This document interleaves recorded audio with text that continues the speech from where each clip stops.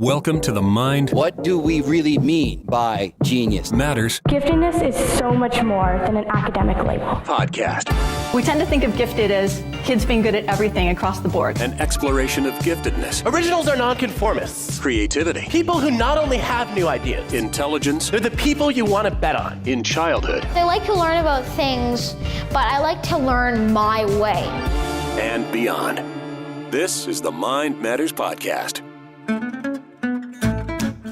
Hey everyone, I'm Emily Kircher-Morris, and we welcome you to episode 7.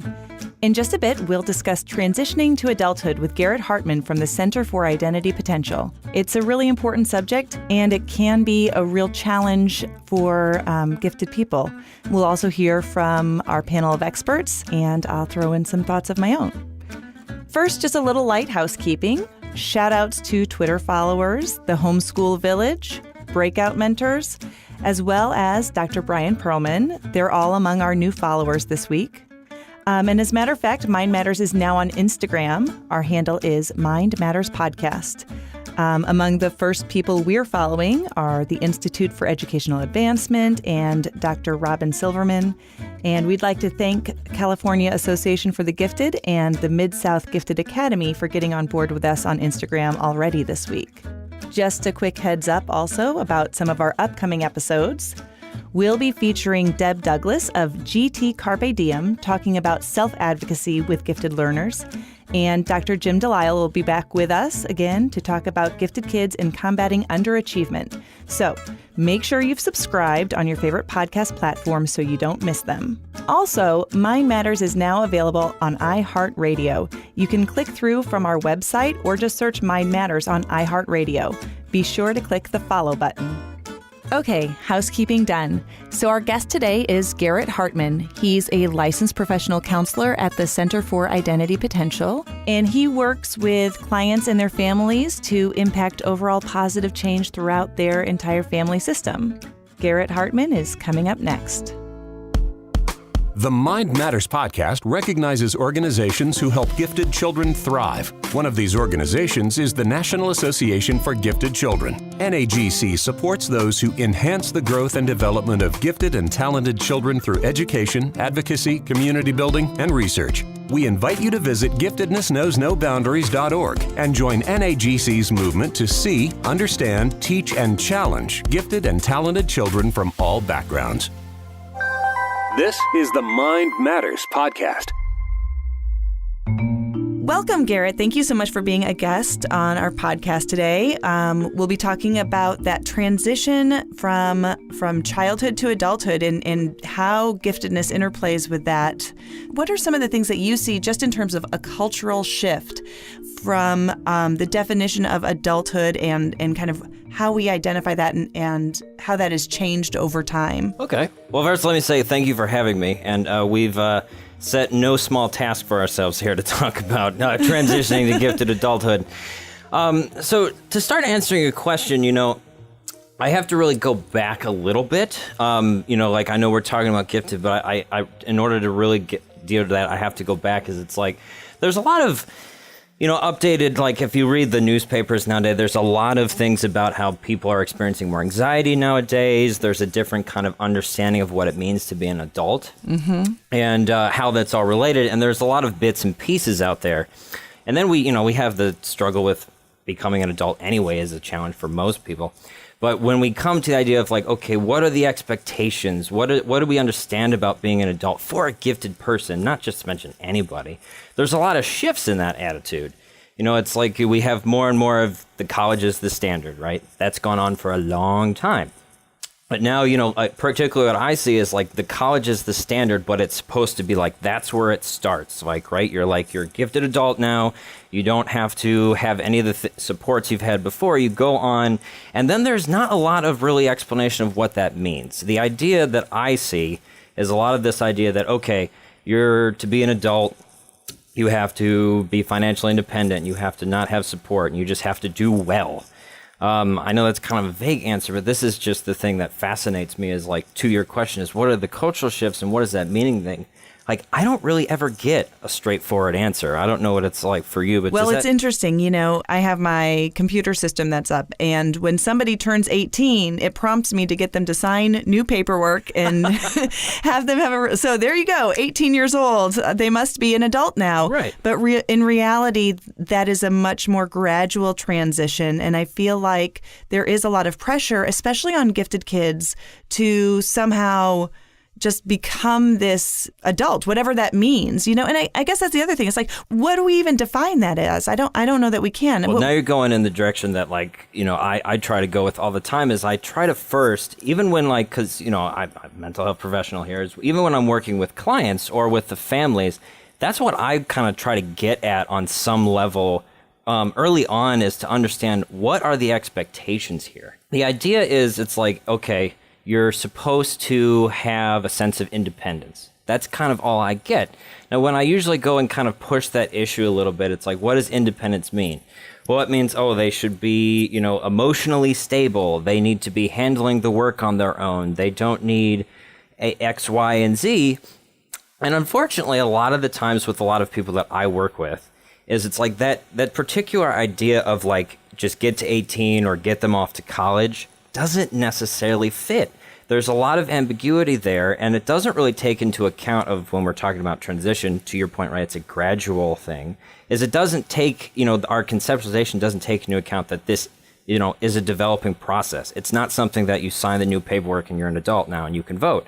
You know, that's an easy one, but there's a lot of other things about what does it mean to start to take more responsibility for yourself, ownership of where your direction in life is going. Yeah. You know, being even the scary one of financially independent or emotionally independent. That's another big one. And our supports, particularly in the mental health field and in education, our supports are not really set up to really help teach skills on how to do those in a proactive way. They're more of reactionary. Right. And I think that a big part of the cultural conversation that we're having today is related to millennials, right? Because these are the individuals who are coming of age, who are entering adulthood. Sure. And there's definitely this perception that maybe they are not becoming adults as quickly as they should be.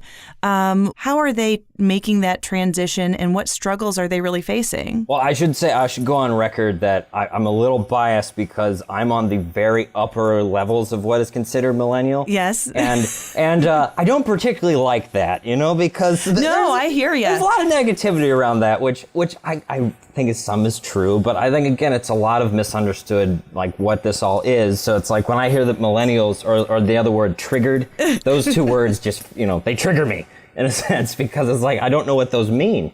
So, you know, what I see a lot of, and I work with a lot of clients that are, pretty much all of them are in the millennial range, is what I see the most of them trying to struggle with culturally is really trying to deal with the idea of going off to college and getting a job after that is what they're supposed to do, but they run into a lot of just pitfalls in that sense, that it just doesn't necessarily work that way. And it's really hard for someone who's striving, like, particularly with, you know, if we're talking about in the realm of gifted, a lot of kids, you know, a lot of them, but not all of them, you know, they want to go off and make things happen for themselves.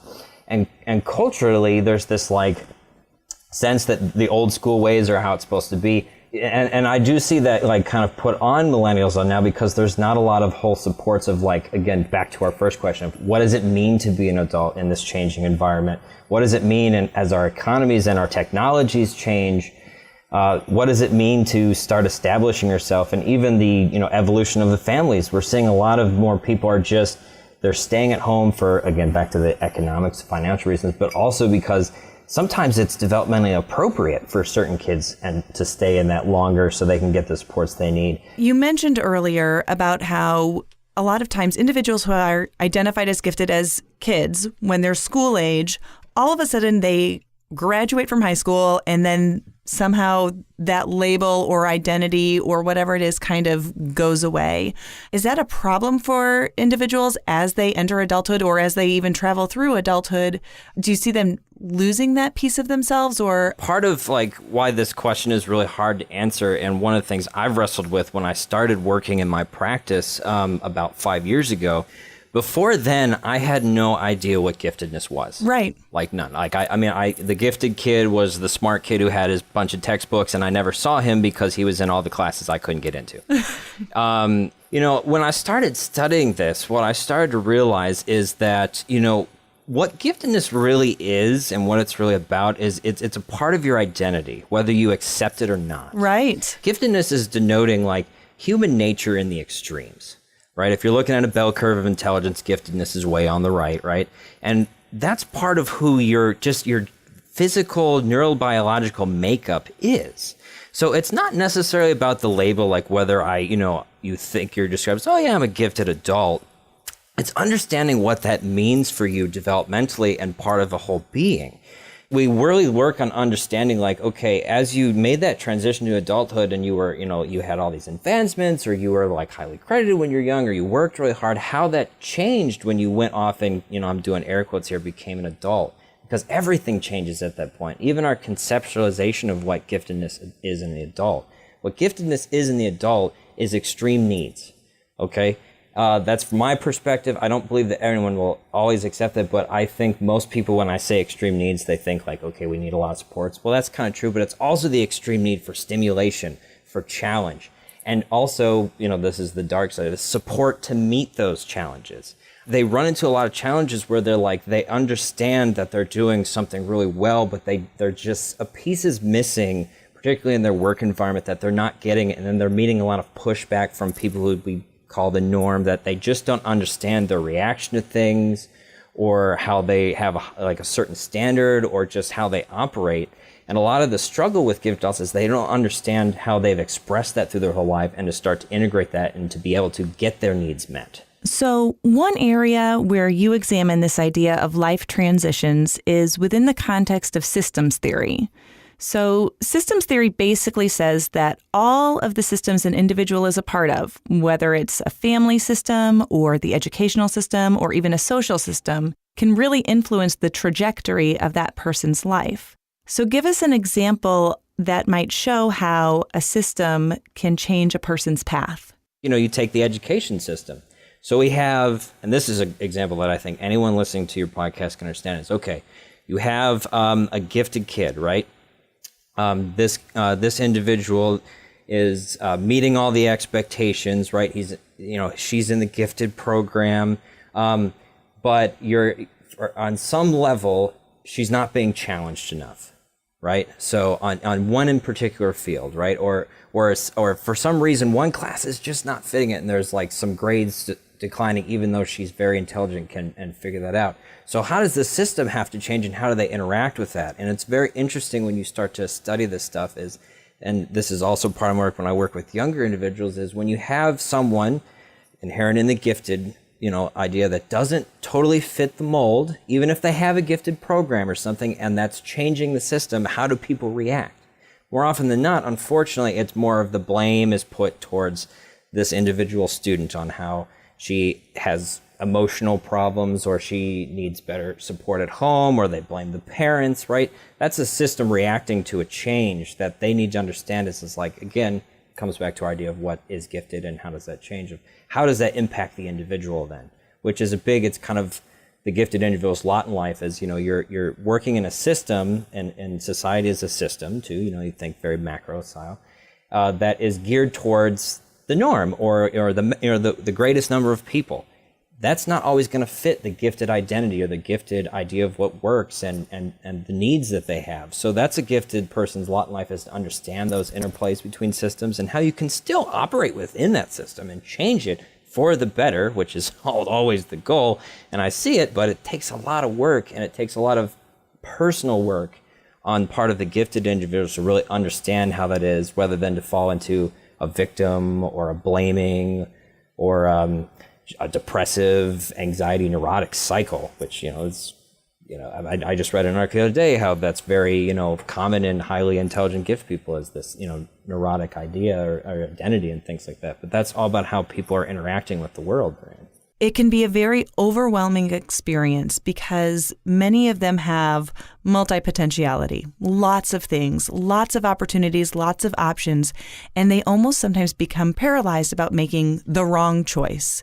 What do you see in terms of that decision-making process and that those multiple areas of potential, many things that they could do well, and trying to figure out what is the right path to take? That anxiety is like, I'm feeling that anxiety about this overwhelmness because, I think you bring up a good point is it's like, when you go off to this idea of college, we're using that as a benchmark, which I think is a good one because we'll be honest, that's kind of what we expect for a gifted individual.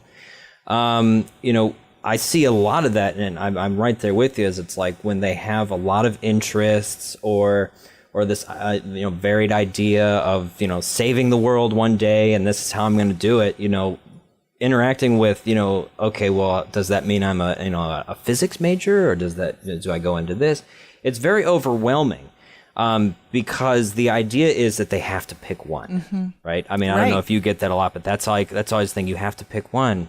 Picking a major or goal or decision and way to go in college is like an identity choice, right? You're like, okay, I'm this great, grand, gifted person that's been doing all these amazing things. Now I have to pick an identity.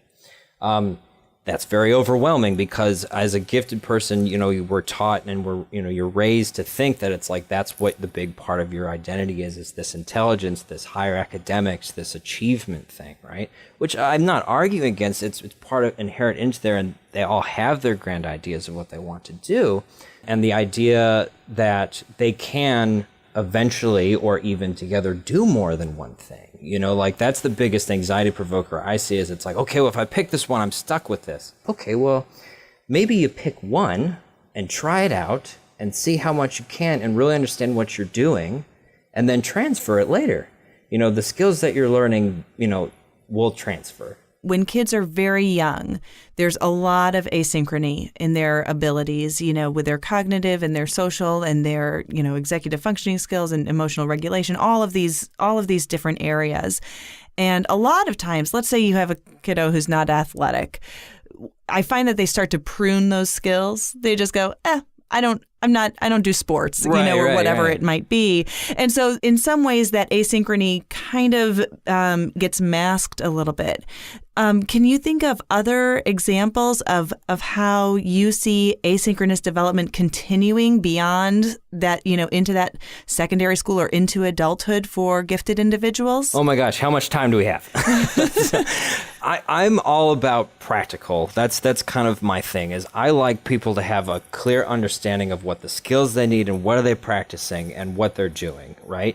So when you're talking about this kind of asynchrony is, I think that, and I will make this claim, and people can be mad at me, I don't think there is a single gifted individual that can't relate to that story you just said on some level. Because what that really speaks to is that really speaks to what's inherent about and a giftedness is that you are an extreme version of some kind of human development.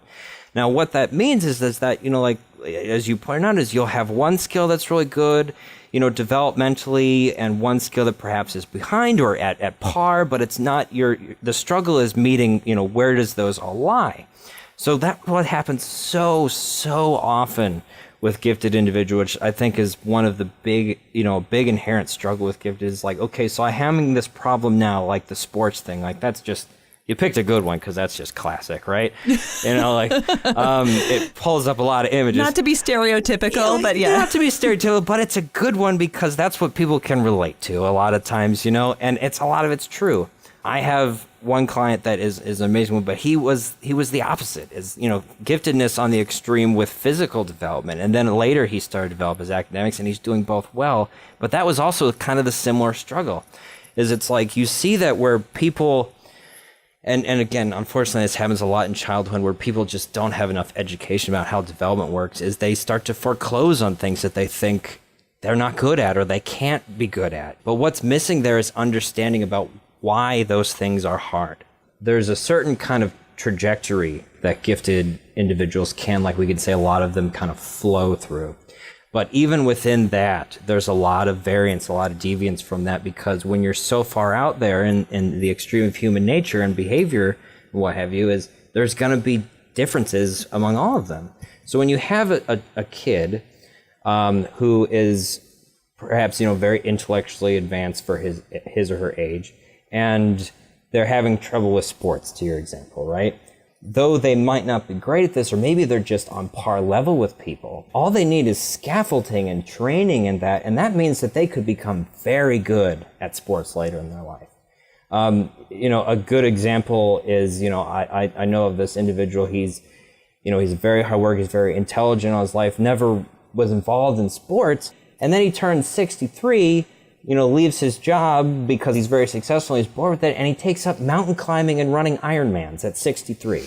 And then I read in a book about gifted development, how they're like, oh, they might take up mountain climbing at 65. And I was like, hey, how about that? Maybe that's just a thing that gifted people do.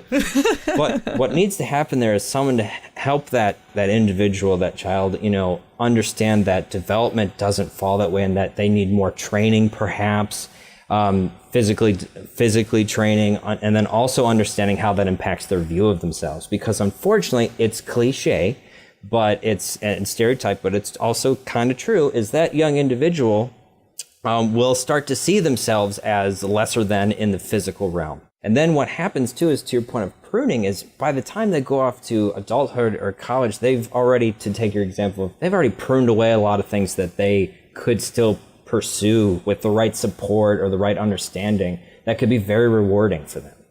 And that's kind of the sad thing, is we then and this is coming back to the system, right, is that a lot of education in society takes that stance. It's like, okay, well, if they're not good with that, well, then let's just push what they're good at, right? It's not a bad thing, but it kind of is a bad thing because you're neglecting a whole part of that individual, that they could develop or have some sense of ownership over. Yeah. So when you're talking about scaffolding and you're talking about providing that framework for families, to help parents understand how they can help their children develop those skills, how do you work with them to avoid that pruning? How do you work with them to understand that there is growth that can be made, but we don't need to just start, putting interventions in place just because, it seems like the thing to do? So my first gut reaction to that is that at the family level, and to answer your question, when I'm working with that, is I have to admit to myself that I don't necessarily know what the issue is. Okay, I have this saying that it's like, you don't fix a problem until you understand it. What you see a lot of with people in those situations where they see a problem or they want to help or something is they're really quick to introduce interventions. I will say that we counselors are notorious for this, and it's not a good thing. It's like, okay, we have this gifted kid, they're struggling with, X, well, our response is Y. And the problem missing in that is there's not a whole lot of listening and understanding about what the issue is. Because we're talking about gifted here, is you don't necessarily know what the cause is. It might be something you never thought of. But what's important is you don't jump to conclusions. You have to really slow the process down, and you have to almost take, a very kind of like, it's all about assessment. You come back to assessment. Okay, so we've got this problem. What's contributing to it? What can we do about it? What does the individual understand about it? You have to take that stance with it, because otherwise, and the quick response is usually it's very, it's done with the good intentions, but it might miss the point. A good example of this is I'll have younger clients specifically that have, say, how should I put it? They have a reaction to homework, okay?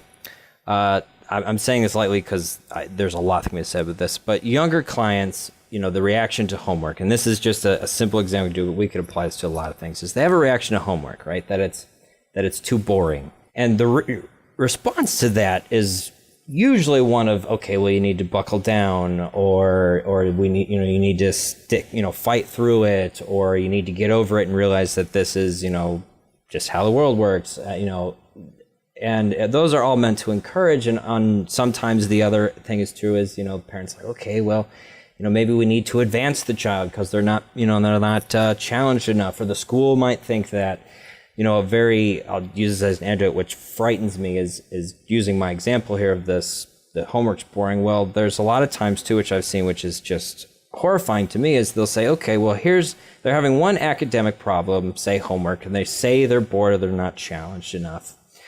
So what we'll do is we'll give them a higher level textbook and they can sit in the corner of the class and study it while the rest of us do our own work. Mm-hmm. And usually that ends in disaster. Right. Because there's no understanding about what the true nature of the issue is. A lot of, and I take this as just a general rule, if there's a problem with homework, that's a red flag, that something's being missed, okay? It could be that they need advancement, but a lot of the times you have to look at what skills or supports are needed to do this homework. A lot of this, too, is with the younger clients is writing. There's a lot of issue with how to structure writing to meet all the big grand ideas that we want. A lot of people get into perfectionism with this stuff. It's like it takes them 3 hours to start writing and then it takes them 2 weeks to finish writing. And that can be a battle. And what's really being missed is understanding, okay, what's the assignment? What is this about? What are the skills that this student need for this kind of idea? Are they getting enough education? Do they have the right resources to meet their challenge, to meet their goals? And you have to look at that rather than, oh, this kid's got a bad attitude or he or she needs to be advanced. That's unfortunate a lot of time, and a lot of time you miss the boat, and what that's telling that gifted individual is that their problems necessarily aren't real. It becomes a psychological thing. Oh, well, this individual is not liking homework because they're just, not putting enough effort out there or things like that. And again, I'm using the homework example because I think it's an easy one to just be very concrete with it. And eventually that translates into not liking school or not liking because there's not enough assessment on what the real issue is. I agree. I think especially when I first started counseling and working with kids, I felt like families were coming to me and they wanted a solution. Like that very first session, they wanted, it's like I felt like I needed to provide something. Fix my child. Yes. Yeah. And what I've learned is it's a process, it's a relationship, and it's also about, that phrase, trust the process. It's like it wasn't an overnight problem. And it's probably not going to be an overnight solution. Yeah. But as we work through it, we can really get there. Oh, yeah. So, Garrett, thank you so much for your time today and all of your reflections and examples of how we can really help these gifted kiddos. I say kiddos, let's say adult now. They're coming into adulthood. They're no longer kiddos, whatever. Yes. And so, Garrett Hartman of the Center for Identity Potential, thank you so much. Thank you so much for having me. We'll be back in just a minute. On a recent episode of Mind Matters. Because of the hyper-focus on testing, schools that have high poverty populations tend to focus so much on test prep and don't feel oftentimes that they have room for creativity. If you're trying to wrap your head around what this creativity kind of looks like, it's really about problem solving and being curious enough to find the problems. You would hope that curiosity would deepen, but what we find is that in general, curiosity diminishes with age. Adults in the sciences remain incredibly curious. Their curiosity just deepens. That's episode 5, available at mindmatterspodcast.com or wherever you get your podcasts.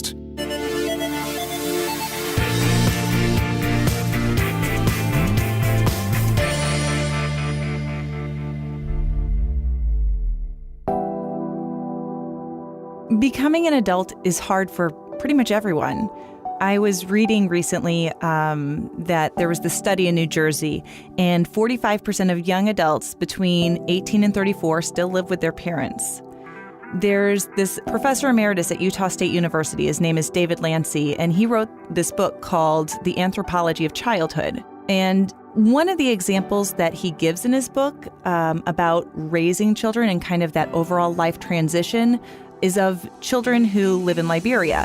And what he notes is that the kids there are treated with what he calls benign neglect. So they roam freely, they're not really very closely monitored by their parents. And then at a certain age, they start doing their chores, but they actually like doing them. And then their play activities really mimic what their tasks will be as they get older, kind of like playing house, but they really transition very smoothly from that play into those actual responsibilities. And it's just a very seamless transition for them. This kind of reminds me of the concept of free-range parenting, which I think is in direct contrast with what we talk about here in the U.S., like helicopter parents. And so I think as we're parenting and helping guide not only young children, but teenagers and even, young adults who are in their early 20s, we have to ask ourselves, what's going to set them up for success? And I think it's important to remember that independence is a skill that has to be learned, just like playing the piano, or riding a bike. Each small skill builds on the next and then another until finally that point of autonomy is reached. So we add this layer of giftedness on top of all of this. All kids have difficulty transitioning to adulthood. And the phrase failure to launch kind of describes that rocky transition. But multi-potentiality, perfectionism, fear of failure, fear of success, those are all factors that, our high ability kids have to deal with in different levels of degrees than their neurotypical peers. And let's be honest, the idea of adulting can be pretty overwhelming. These gifted kids, they're idealistic. They have this image of what they think their life is going to be. And making those decisions that define them for the rest of their lives, it can be paralyzing. It's hard to understand how many roads there are that can lead to success when you only have 18 years experience behind you. But when we help these young, bright teens figure out their futures, we can help lead them to that successful transition from being a gifted kid to being a gifted adult. So, should we tell them the truth? Nah. And now, our panel of experts. Defining adulthood is very subjective and very tricky. I generally consider a person an adult if they're 18 or higher. There are definitely people who are more mentally mature than others. Some teenagers, they're just texting on their phones, chatting with their friends. They're not paying attention. An adult is like my mom or dad, and they will take care of situations. You're respectful and you act like an adult. It's not about just like having a job, paying bills, being on your own. It's about the transition. I'm technically an adult at 19, but I really, really don't feel like an adult. It's not like a threshold, like you hit adulthood and then you're an adult from there on. I think when you feel self-sufficient, that's adulthood. I think they should have a job. I don't necessarily think they need to be finished with school, though. Empathetic, really understanding of other people. I'm paying attention to what my parents do when they interact. I'm trying to focus on what they're doing and learn how to do what they are doing. Thanks for listening. See you next time. I'm Emily Kircher-Morris.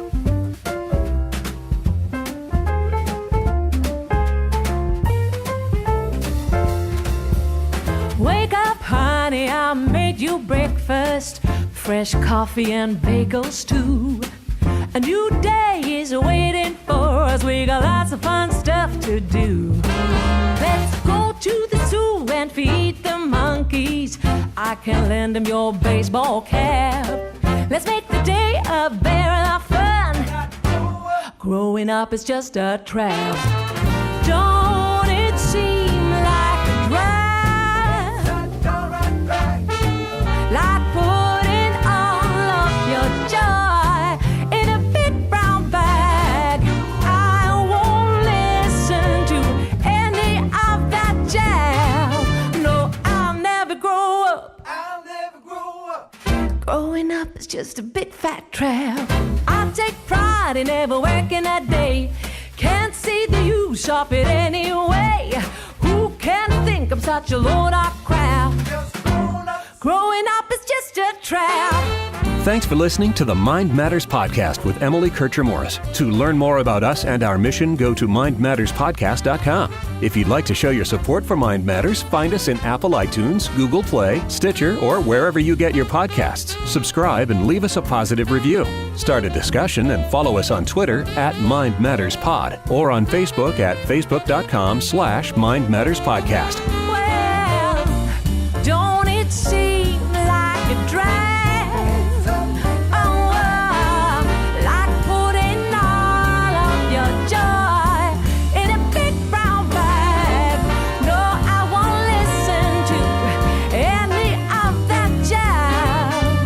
Growing up